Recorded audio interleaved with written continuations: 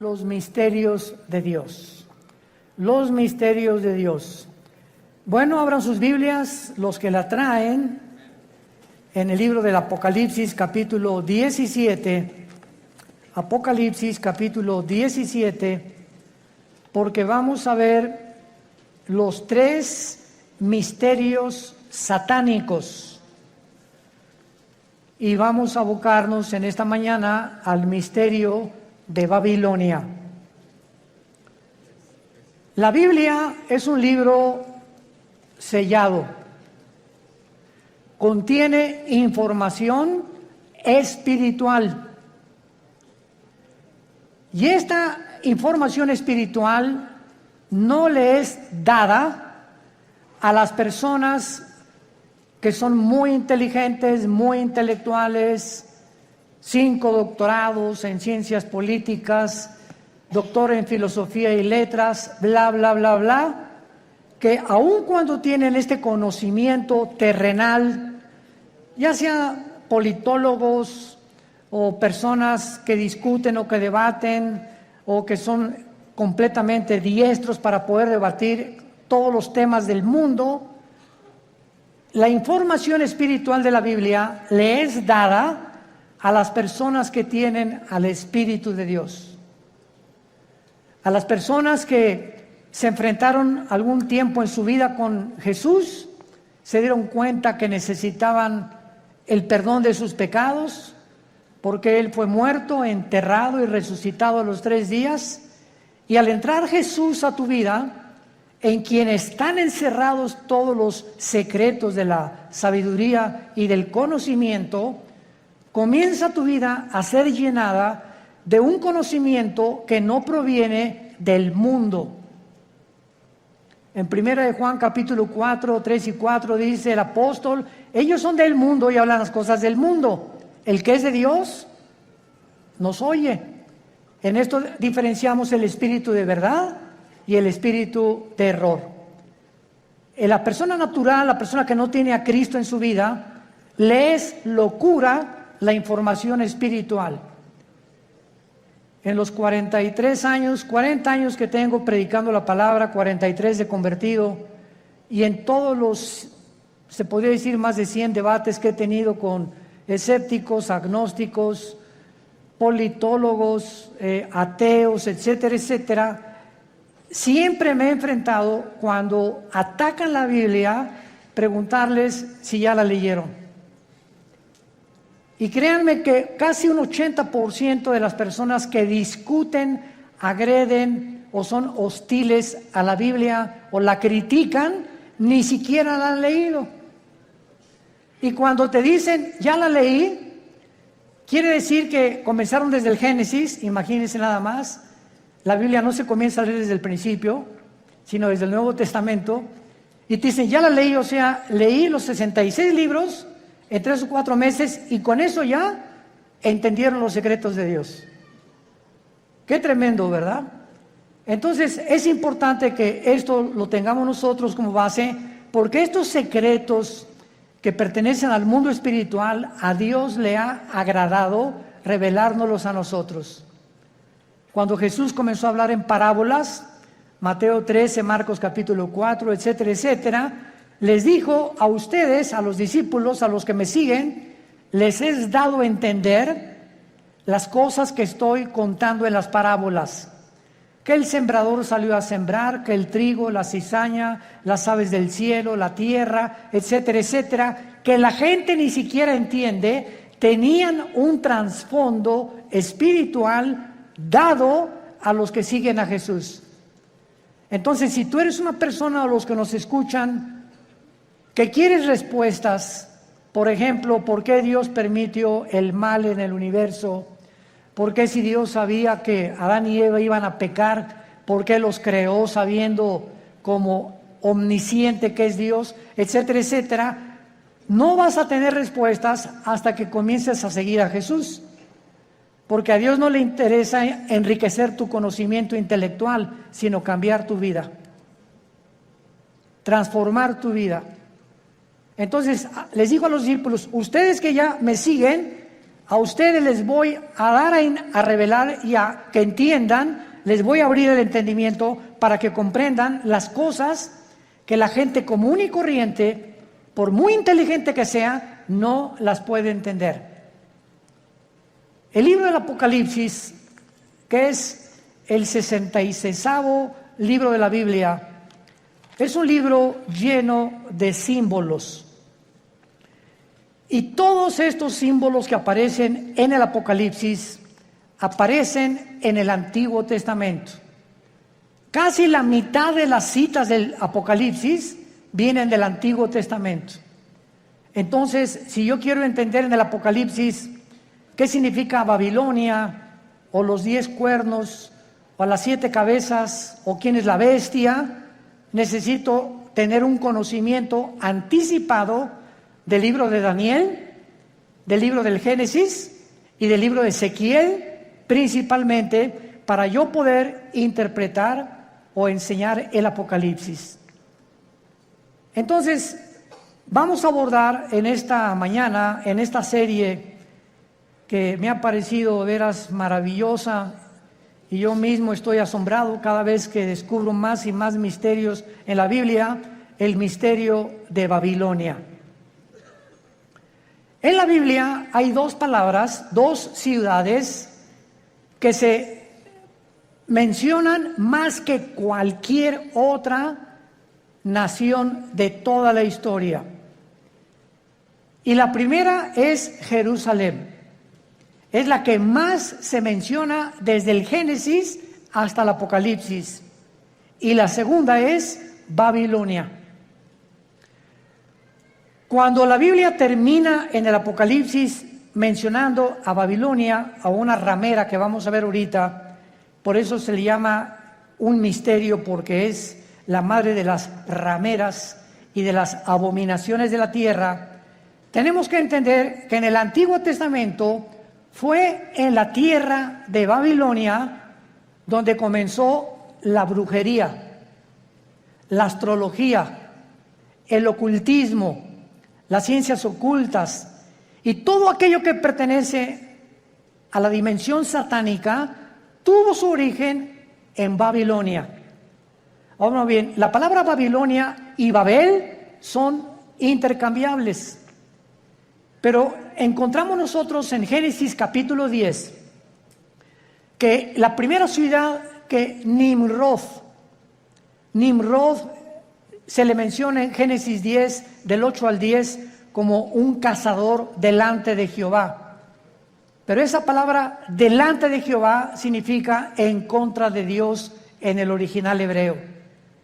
Y él fue el primer hombre que levantó Babilonia, que después acabaron levantando una torre, Génesis 11, la torre de Babel, donde Dios tuvo que confundir las lenguas, porque si ellos continuaban con ese sueño, con ese anhelo de llegar al cielo y de tener comunicación con los astros, etcétera, etcétera, ellos iban a acabar completamente destruidos por Dios. Entonces, la gran variedad de lenguajes que hay en el mundo es una manifestación de la misericordia de Dios, porque de otra manera nos acabaríamos todos, pero en 3 días. Entonces, gracias a que unos hablan francés, otros español, otros italiano, etcétera, etcétera, el mundo ha durado casi 6,000 años. Muy bien, ahora Babilonia, aparte en el Antiguo Testamento, aparece con otros nombres geográficamente. Uno de ellos es la tierra de los caldeos. La tierra de los caldeos. Y esta palabra, la tierra de los caldeos, esta frase significa la gente que vivía en Caldea, y Caldea era Babilonia.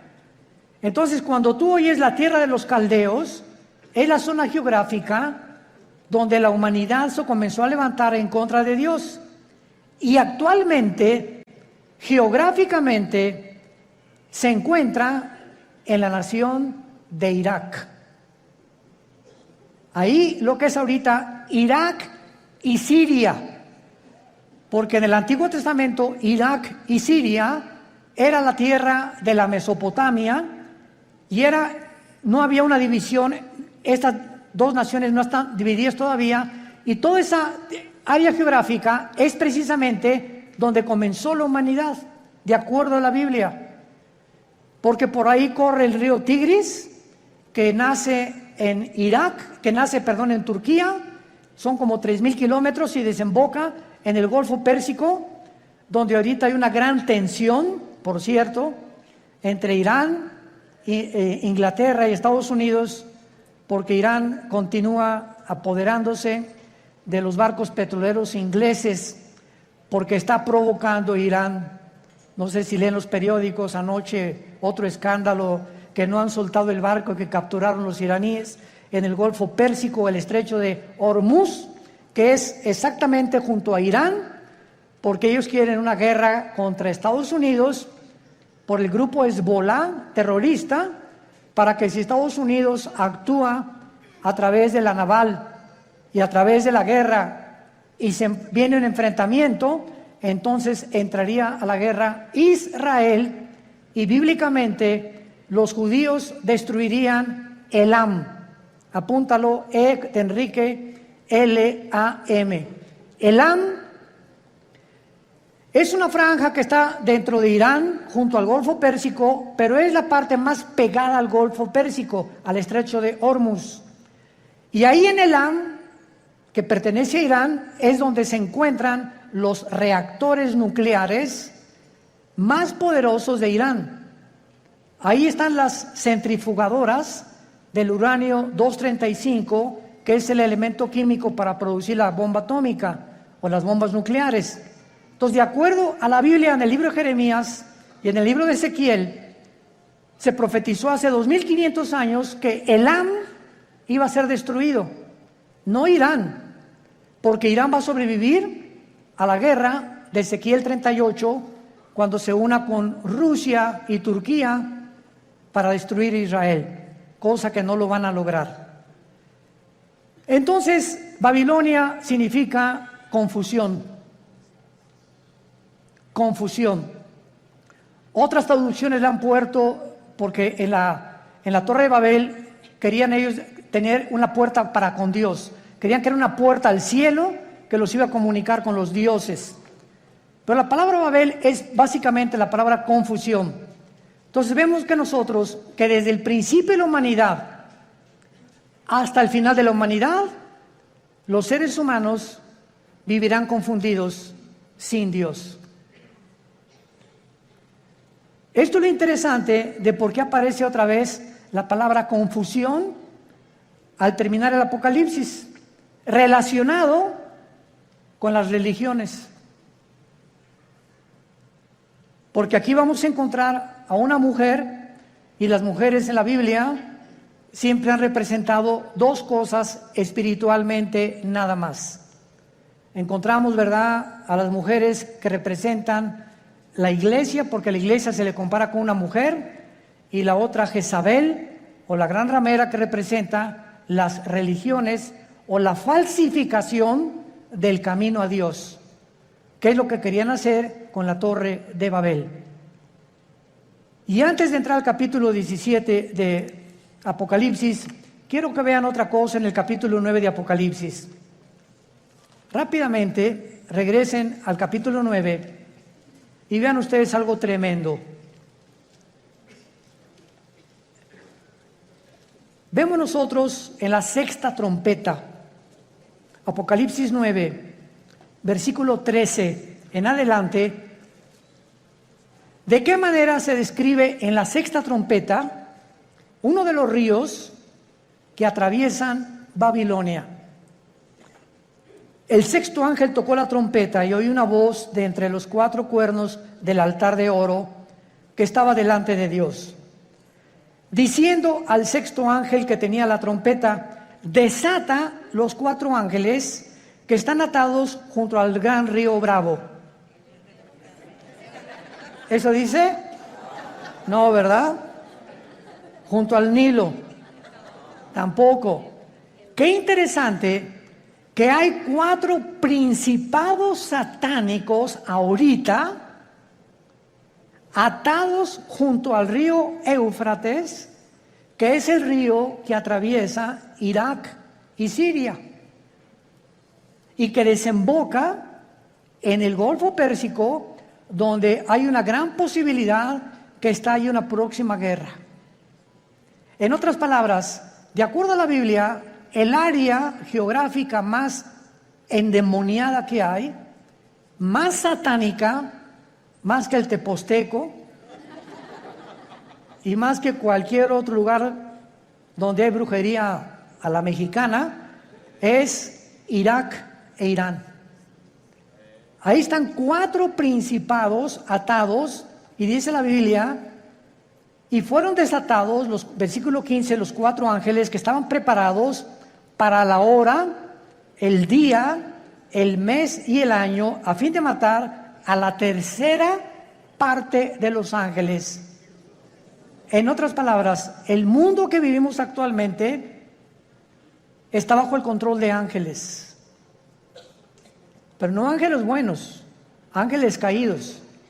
Y la Biblia nos corre las cortinas y nos muestra que en esta época que estamos viviendo, que ya se va a acabar, vamos a entrar a donde ya los ángeles caídos serán completamente derrotados y entrará Cristo con la iglesia a gobernar el mundo por 1000 años, después la Nueva Jerusalén, después la eternidad. Pero dice Hebreos capítulo 2, Dios no sujetó el mundo venidero a los ángeles. O sea, el mundo que viene después del de nosotros, ya los ángeles no van a tener parte, ahorita sí la tienen. Y esto lo explica el capítulo 10 de Daniel, el capítulo 7 de Daniel, el capítulo 2 de Daniel, Ezequiel capítulo 28, Isaías capítulo 14, etcétera, etcétera, donde cada nación, Grecia, Egipto, los medos, los persas, los romanos, los babilonios, todos tenían ángeles que les decían a los gobernantes lo que tenían que hacer. Y eso el mundo pues no lo sabe, ¿verdad? Por eso se nos manda a orar por nuestro gobierno, porque hay ángeles que están influenciando tremendamente los asuntos del mundo terrenal donde tú y yo vivimos. Muy bien, vayamos pues a Apocalipsis 17 y veamos este conflicto y este misterio que vamos a resolver, que es el primero de Babilonia. Vino entonces uno de los 7 ángeles que tenían las 7 copas y habló conmigo diciéndome: ven acá, te mostraré la sentencia contra la gran ramera, la que está sentada sobre muchas aguas. Brínquense al versículo 18. ¿Quién es la ramera? Y la mujer que has visto es una ciudad. ¿Ven cómo la Biblia se interpreta a sí misma? No es de interpretación privada la Biblia. La misma Biblia se interpreta a sí misma. Y la mujer que has visto es la gran ciudad que reina sobre los dioses de la tierra. O sea, antes de seguir abordando, la Biblia profetiza en este capítulo que vendrá una ciudad que se va a levantar en el mundo religiosa. Y que esta ciudad religiosa está mezclada con la política. Y que al mismo tiempo esta ciudad va a gobernar la política durante 3 años y medio, y la política que va a reiniciarse con el anticristo va a matar a la mujer, o sea, va a incendiar esta ciudad, y entonces los últimos 3 años y medio de la gran tribulación vendrá la persecución del anticristo. Entonces, los primeros 3 años de la tribulación, la persecución es religiosa. Y los últimos 3 años es política. Y esto es interesantísimo, porque la unión de la religión con la política ha sido durante toda la historia. Un ejemplo, para que no se empachen. ¿Cuáles son los 2 poderes que mataron a Cristo? Los 2 espíritus que mataron a Cristo. El espíritu religioso, no fue el espíritu comunista, ni socialista, ni el espíritu ateo, fue el espíritu religioso y el espíritu político. Cuando salió Pilato ante el pueblo le gritaron los líderes religiosos: crucifícale. El poder religioso, representado por los fariseos, influyó en el poder político de Pilato. Él representaba como procurador, y Pilato se lavó las manos y dijo: es que yo no encuentro ningún mal en este hombre. Y entonces ellos comenzaron a gritarle: crucifícale, crucifícale y entréganos a Barrabás. Porque la costumbre era que cada Pascua se soltara a un preso político. Entonces vemos nosotros cómo el poder político cede a la presión del poder religioso, y entre los dos se encargan de matar al Mesías del mundo. Y desde entonces, antes y por toda la historia, vemos todos los emperadores con brujos.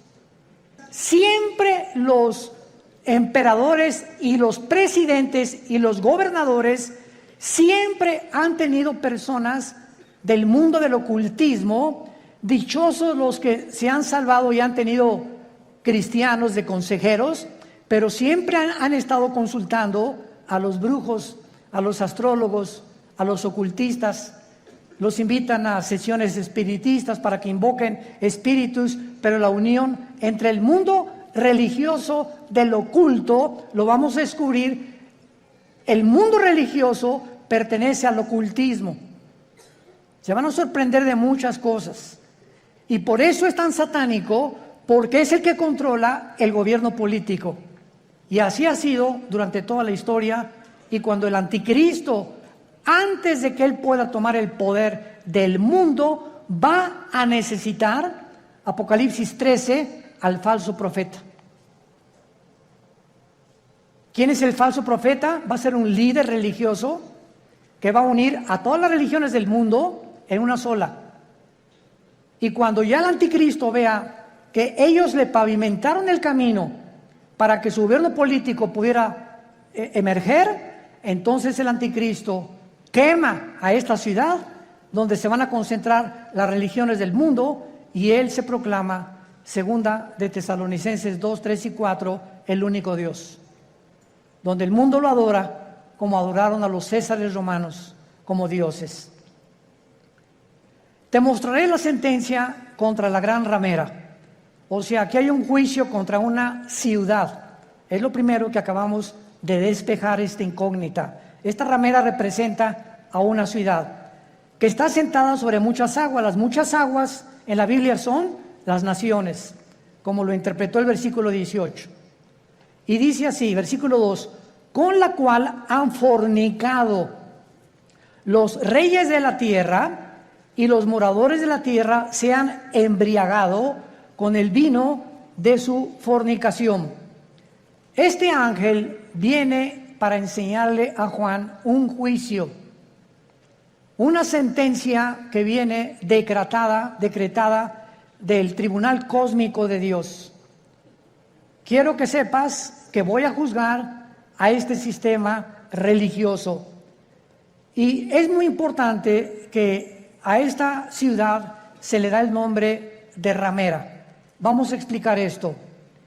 La palabra prostitución en la Biblia es una palabra que puede tener un uso apropiado cuando algo lo apropias de la manera correcta, o un uso inapropiado.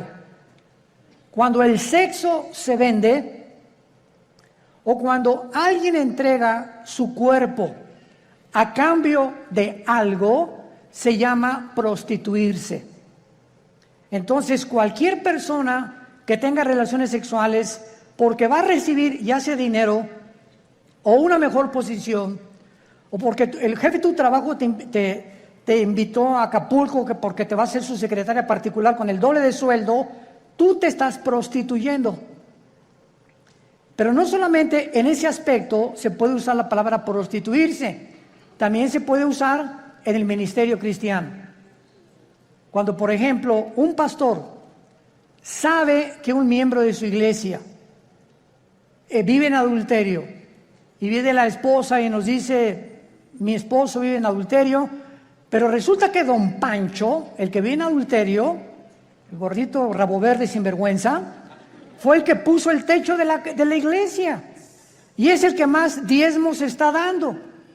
Entonces, si un pastor, por saber que don Pancho es el que más económicamente está ayudando a la iglesia, y ese pastor no disciplina a don Pancho, ese pastor es un prostituto.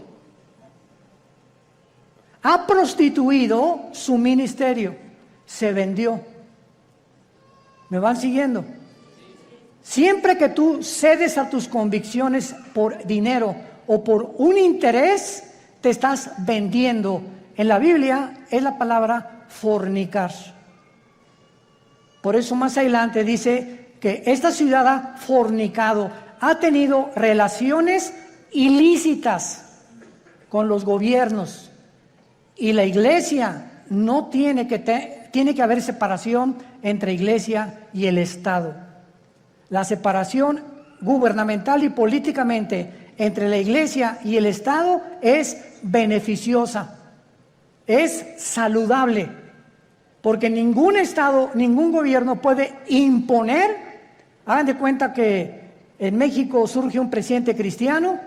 Este presidente de ninguna manera debería atreverse a imponer el cristianismo en la República Mexicana, porque se coartaría la libertad, porque todos somos libres de manifestar las creencias en las cuales nosotros creemos. Pero cuando ya se impone una religión a través de la muerte o de la Inquisición o de la tortura con el beneficio de la iglesia, es cuando vemos que ese sistema se ha prostituido. Se ha prostituido, porque a la iglesia no le corresponde juzgar a los malos, eso le pertenece al Estado. El Estado usa el Estado de Derecho para castigar a los malos, silla eléctrica o pena capital o pena perpetua, lo que sea. La iglesia tiene la función de predicar el Evangelio para que el corazón del ser humano sea transformado. La justicia la aplica el Estado, no la iglesia. Para que me vayan siguiendo con mucho cuidado.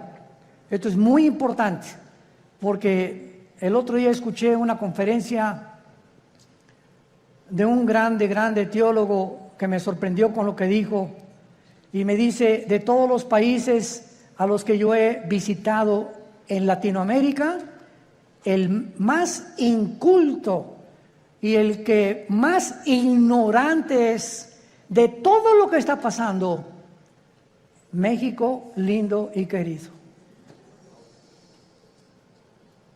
Sentí algo bien feo aquí adentro de mí.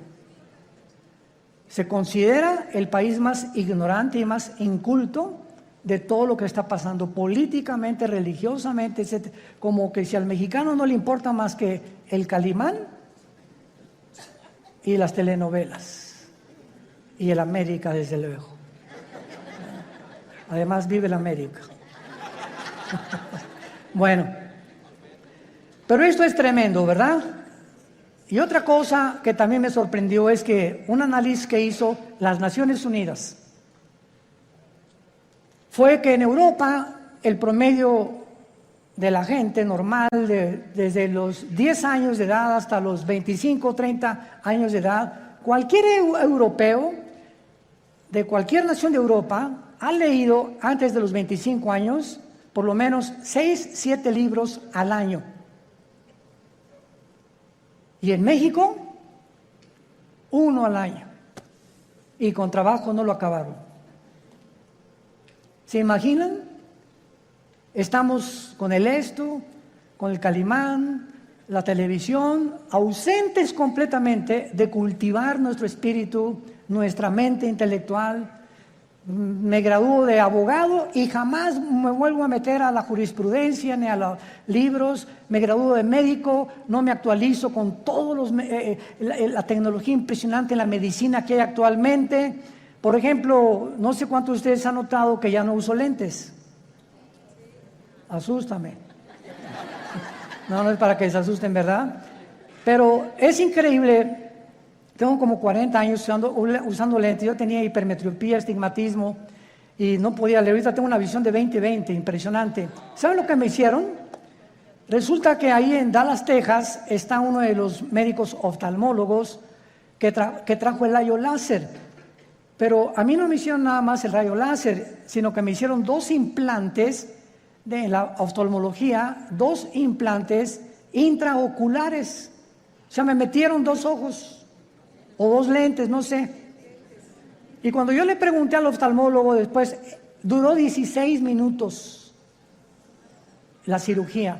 Primero uno y como al mes me hicieron el otro.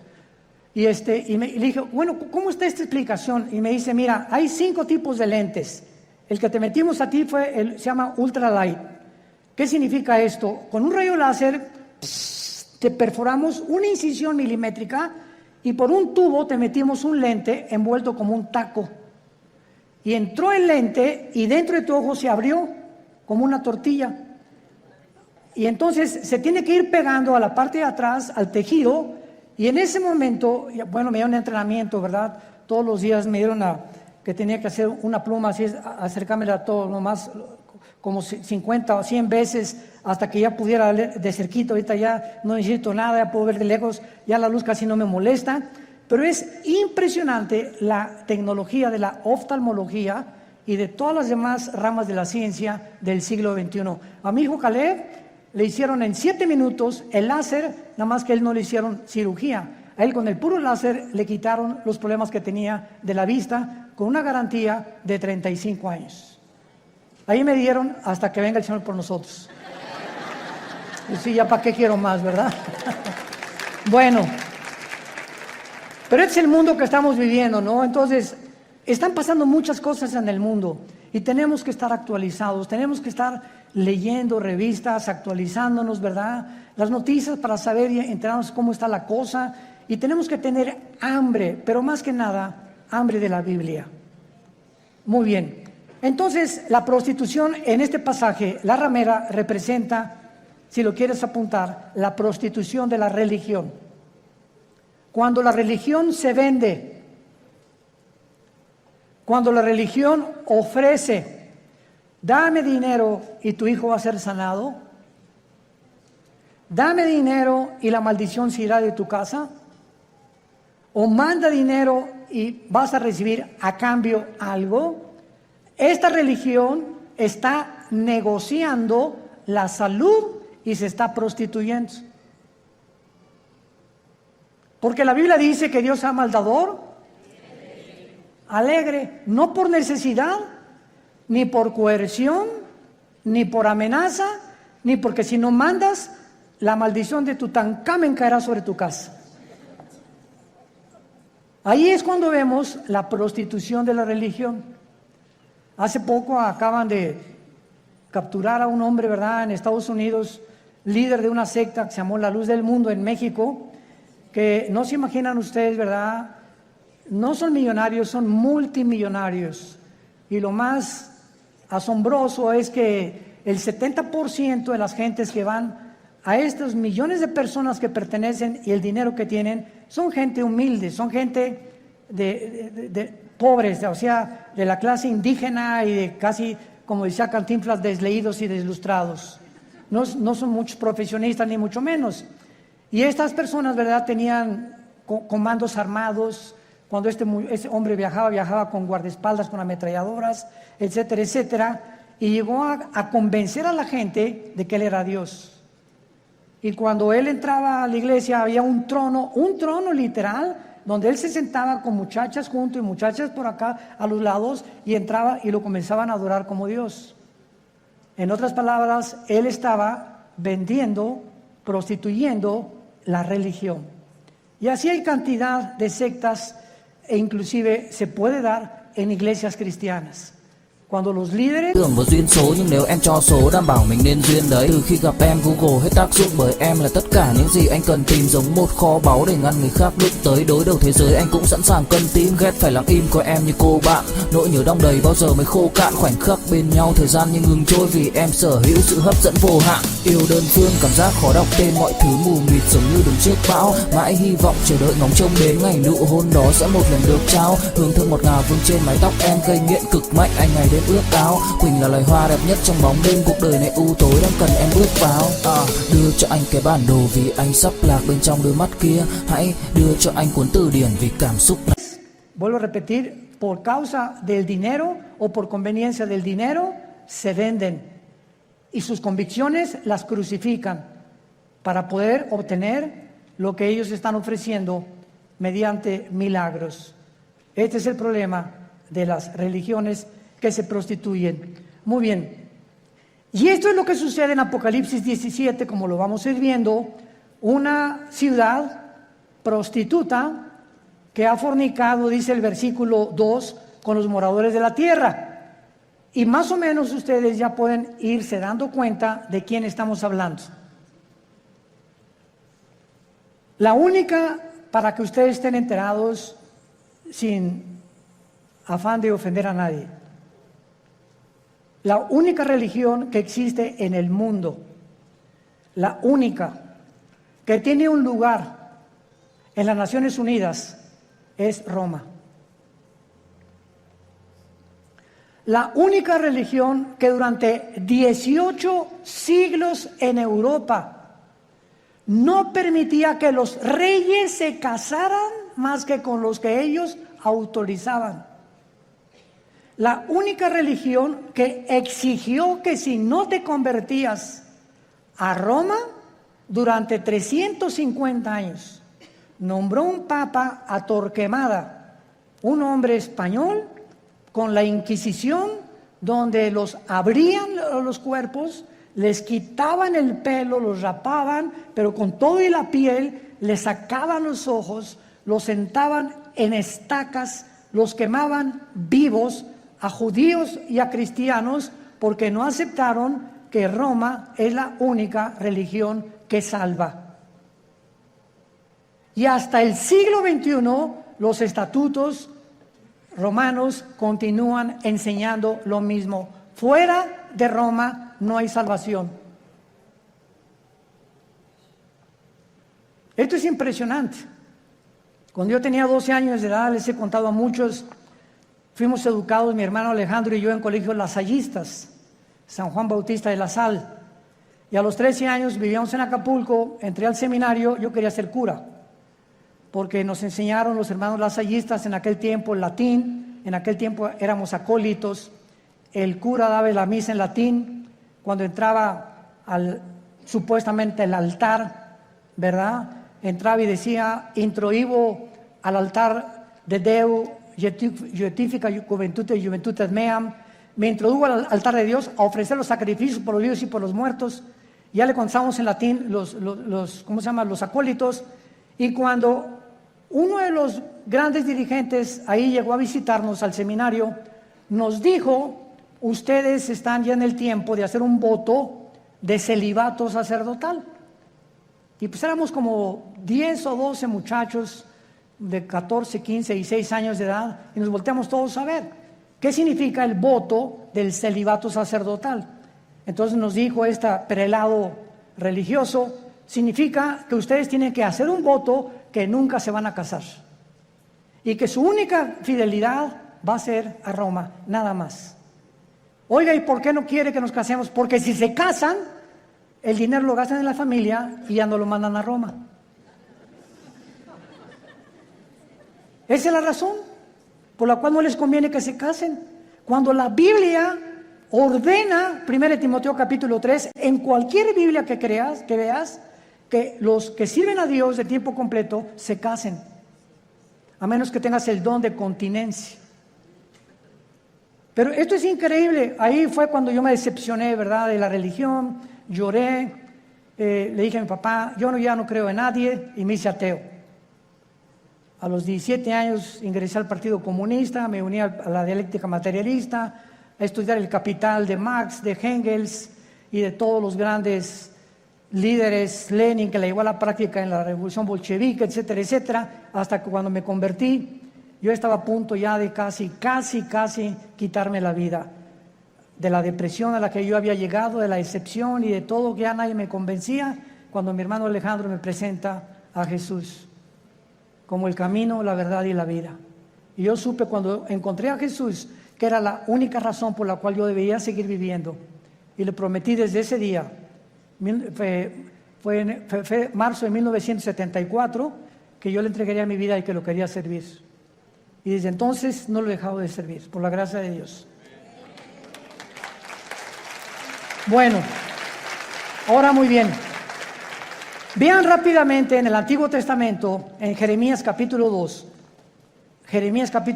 de qué forma en el Antiguo Testamento se menciona la fornicación física o la prostitución, así como material o terrenalmente.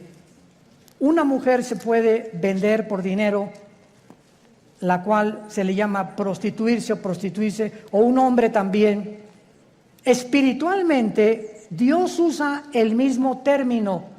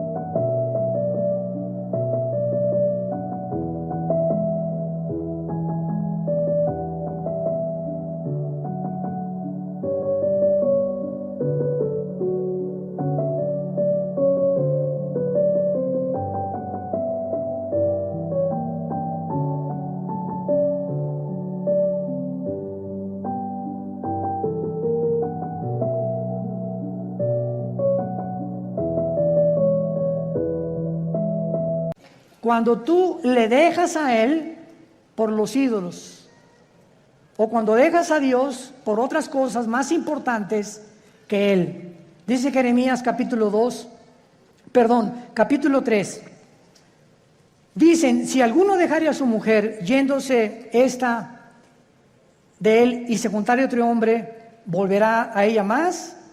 ¿No será la tierra del todo amancillada? Tú pues, le está hablando Dios a Israel, has, ¿qué cosa? Fornicado con muchos amigos. Pero no se está refiriendo Dios a la fornicación física sexual. Veámoslo. Mas vuélvete a mí, dice Jehová, alza tus ojos a las alturas y ve en qué lugar no te hayas prostituido, junto a los caminos te sentabas, para ellos como árabe en el desierto, y con tus fornicaciones y con tu maldad has contaminado la tierra.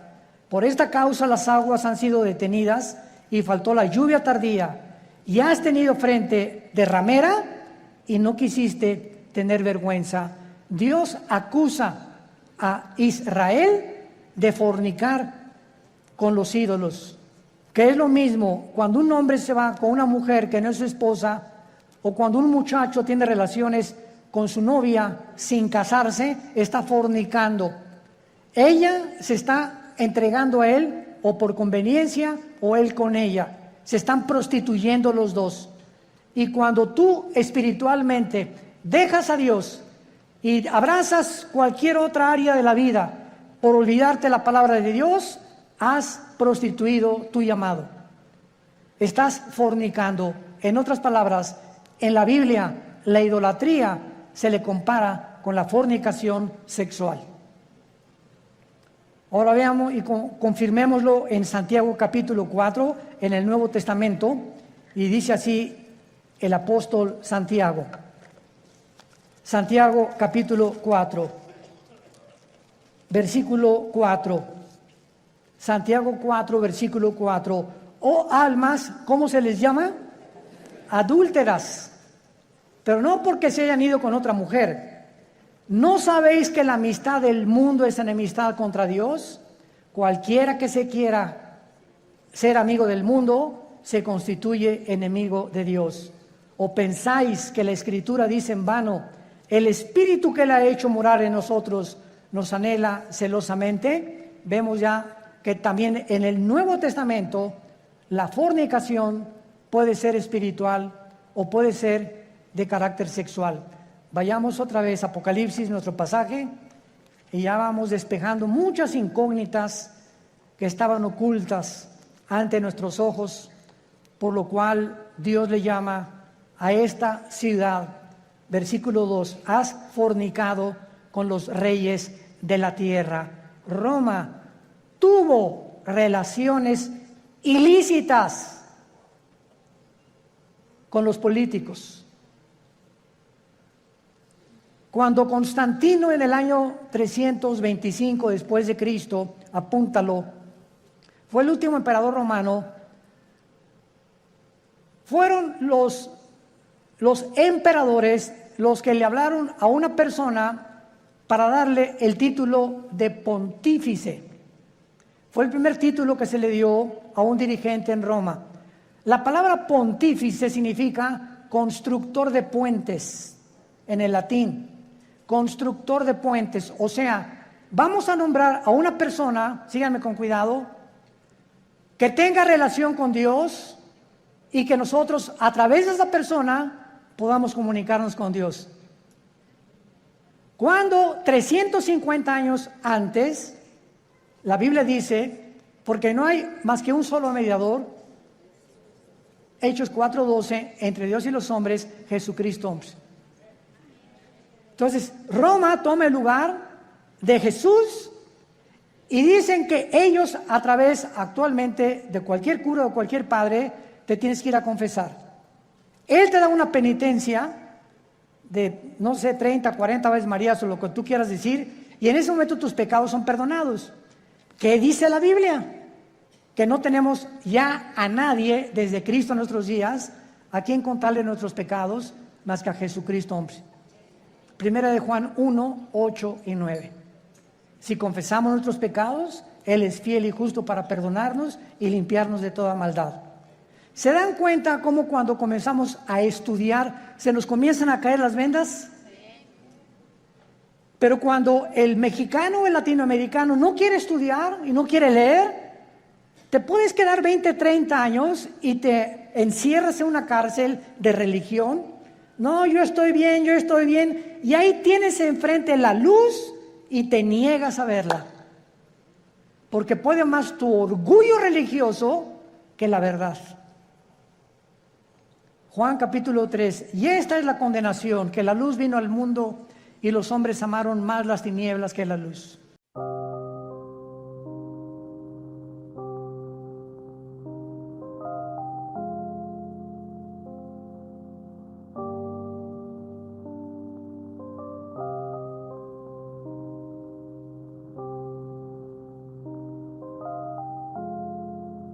Yeah.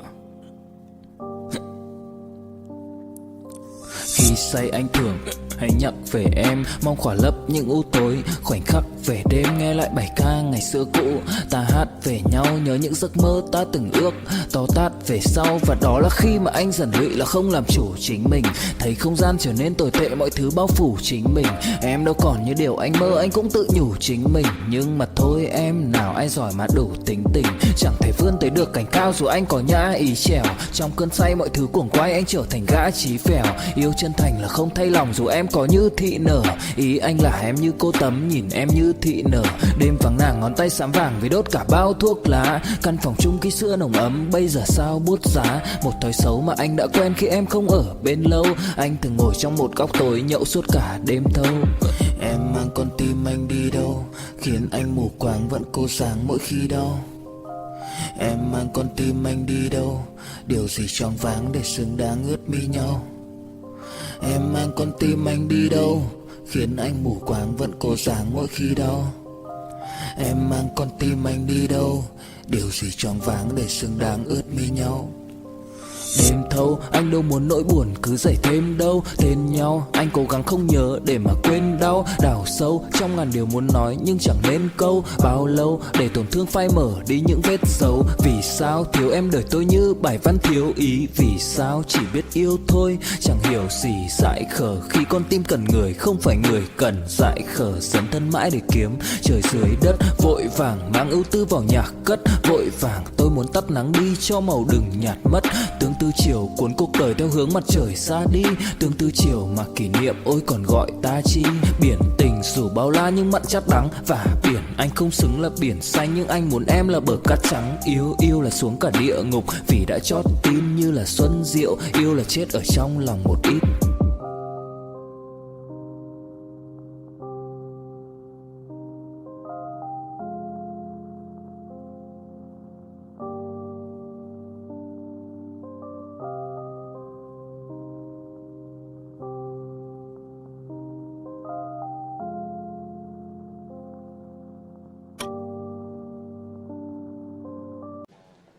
porque sus obras eran malas.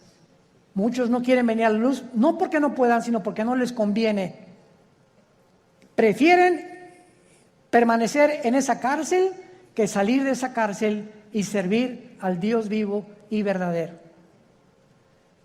Veamos ahora en segundo lugar que dice el versículo 2, que esta relación ilícita que le llama fornicar con los reyes de la tierra, o sea, una relación política religiosa que no debe existir. Los moradores de la tierra se han embriagado con el vino de su fornicación. La palabra embriagarse, ustedes saben, es emborracharse, pero no con tequila herradura, ni con mezcal, sino aquí también se usa en el sentido que la religión embriaga a las personas, las emborracha, les nubla el entendimiento y los convierte en ovejitas con un pastor ciego. Entonces, cuando tú estás en algún movimiento religioso y abundan en el mundo entero y no entiendes, ni lees, ni conoces, sigues como borrego, simplemente porque pues ahí va tu familia, o porque ahí van tus amigos, o porque te cautivó esa persona que se dicen dioses, etcétera, etcétera, estás como borracha. Caes en una trampa tremenda. ¿Se acuerdan de Jim Jones? 1978, que se llevó a 1,000 personas a la Guyana junto a Venezuela. ¿Se acuerdan de David Koresh, que en Waco, Texas, dijo que él era el ángel del Apocalipsis? ¿Se acuerdan de Juan Carlos Miranda, recientemente, que dijo que él era primero el anticristo, pues que era Jesucristo? Y así este señor de la luz del mundo, que dijo que él era también el único que debían de adorarlo, y cuando llevaba en su haber 7 o 4 niñas violadas. ¿Qué le pasa al mundo? Te puedes preguntar, ¿no? O sea, qué fácil somos engañados. Qué fácil es caer en una secta por no estudiar. Mi pueblo pereció porque no tuvo conocimiento. ¿Ven la importancia de prepararnos? Ahora veamos aquí en el versículo 3 que el Espíritu Santo traslada o transporta a Juan a un desierto. Y ahí en el desierto tiene una visión tremenda el apóstol Juan. ¿A quién ve a Juan? ¿A quién ve? A una mujer sentada sobre una bestia escarlata. El color escarlata es el color de los dragones. Es un color rojizo, que es el color que se asocia con la sangre, con la guerra y también con Satanás. Entonces vemos ahí una mujer sentada o montada sobre una bestia escarlata. Y esta bestia tenía llena de nombres de blasfemia, que tenía 7 cabezas y 10 cuernos. Nuestro paso actualmente ahorita es tratar de descifrar qué significa la mujer sentada sobre esta bestia. Muy bien, esta bestia en el versículo 8 nos da la interpretación. La bestia que has visto era y no es, y está para subir del abismo e ir a perdición. Número 1, esta bestia es el nombre que el Espíritu Santo le da a una imagen o a un principado satánico que ya había existido antes en el mundo. ¿Se acuerdan de los 4 ángeles atados junto al río Éufrates? ¿Quiénes creen ustedes que sean esos 4 ángeles? Porque si estaban atados no es porque vivían en Disneylandia, ¿verdad? Sino que eran 4 ángeles que ocasionaron un daño tan grande en la historia humana que Dios los encerró y los va a soltar al final de la gran tribulación cuando nosotros ya no estemos ahí. Pero en el capítulo 10 de Daniel se nos revela que cuando Dios envió un ángel a la tierra para comunicarle a Daniel el futuro de Israel con la profecía de las 70 semanas, otro principado satánico se atravesó y lo interrumpió durante casi 3 semanas, que mientras había una guerra en la dimensión espiritual, Daniel se encontraba en la tierra orando. En esas 3 semanas Hubo una guerra espiritual sin que Daniel lo supiera. Y esas oraciones de Daniel hicieron que viniera el ángel y bajara Miguel, el arcángel y comandante en jefe de las huestes de los ángeles buenos de Dios, para que ese ángel fuera librado y llegara a la tierra, a Jerusalén, a Babilonia, y le entregara a Daniel el recado. Y entonces ahí el ángel le dice a Daniel: me detuvo el ángel de Persia. En otras palabras, el principado que estaba gobernando el imperio pérsico, que es el imperio de Irán, porque en 1935 se le cambió de Persia.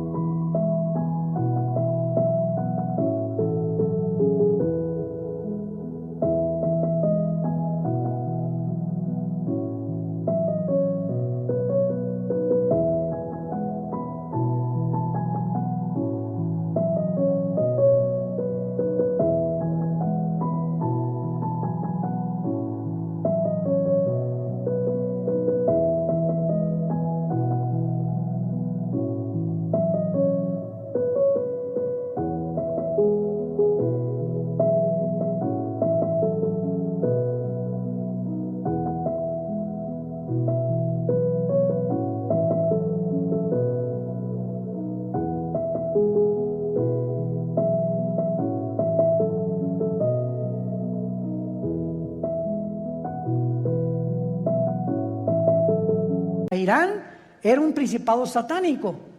¿Y cuáles son los 4 imperios que Daniel menciona? Babilonia, los medos y los persas, los griegos y los romanos.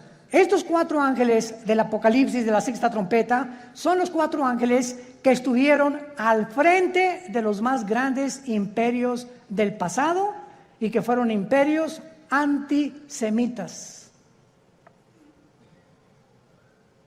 Y van a volver otra vez a resurgir. Pero aquí hay un ángel que está en el abismo. ¿Qué es el abismo? Muy bien, la Biblia nos habla de que hay prisiones en el centro de la tierra. Una es el infierno. ¿Quién está en el infierno? ¿Tu comadre? ¿Tu tía? ¿Tu tío? No sabemos, ¿verdad? El infierno es el lugar de los espíritus humanos, nada más, desde Adán hasta nuestros días, que bajan al centro de la tierra. Todos los que murieron sin Cristo o rechazaron la salvación se encuentran en el infierno. En el infierno no hay demonios.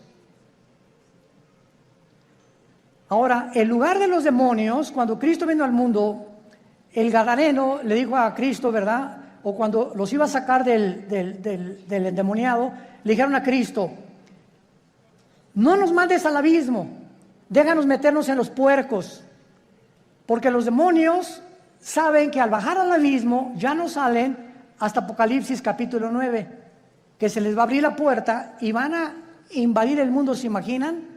Ahorita hay maldad. Ahora imagínense con todos los demonios sueltos.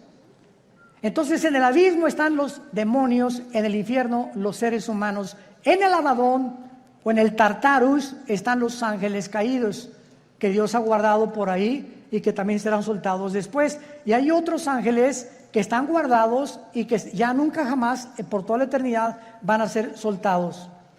Entonces la Biblia nos muestra claramente que esta bestia que estaba viendo Juan, no hay otro nombre más que bestia para darle, porque la palabra bestia en el griego significa algo cruel, rapaz, sanguinario, que no se le puede comparar a un tigre, ni a una hiena, ni a un león, ni a una águila. No hay ningún animal comparado, y por eso se le adjudicó el nombre de bestia. Y esta bestia es el anticristo.